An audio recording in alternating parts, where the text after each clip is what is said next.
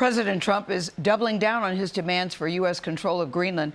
Vice President J.D. Vance and Secretary of State Marco Rubio met with the foreign ministers of Greenland and Denmark. That NATO ally has controlled the island since 1814. But President Trump insists the U.S. needs it for national security.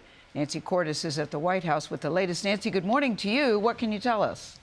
Good morning. This was a meeting for the Danes and the Greenlanders to basically look at the vice president face to face and tell him that they want to keep their land. They want to work with President Trump, but that they don't plan to give up territory.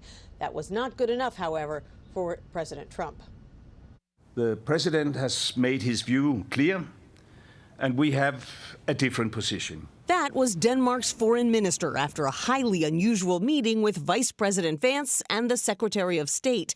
Denmark requested the meeting in response to mounting threats from President Trump about his plans to take over Greenland, which is a longtime Danish territory.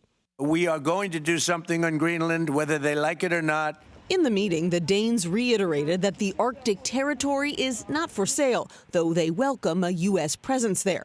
At one point, the U.S. had 10,000 troops stationed in Greenland, but the numbers have dwindled to 200. We want to work with our American friends and allies, but it must be a respectful cooperation, and it must respect the red lines. Trump has coveted the massive territory with a tiny population since his first term. He now says Greenland is vital to the Golden Dome defense system he wants to build. If we don't go in, Russia's going to go in and China's going to go in. And there's not a thing that Denmark can do about it, but we can do everything about it. Lawmakers from both sides of the aisle seem unconvinced. And the United States is the one that actually has a military presence in Greenland already. Denmark, like the U.S., is a member of NATO and a U.S. ally for more than 200 years. I've yet to hear from this administration a single thing we need from Greenland that the sovereign people is not ready and willing to grant us.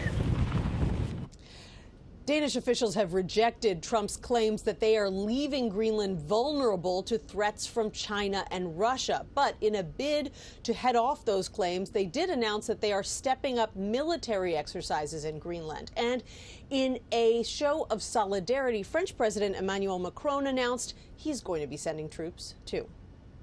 All right, Nancy, thank you very much.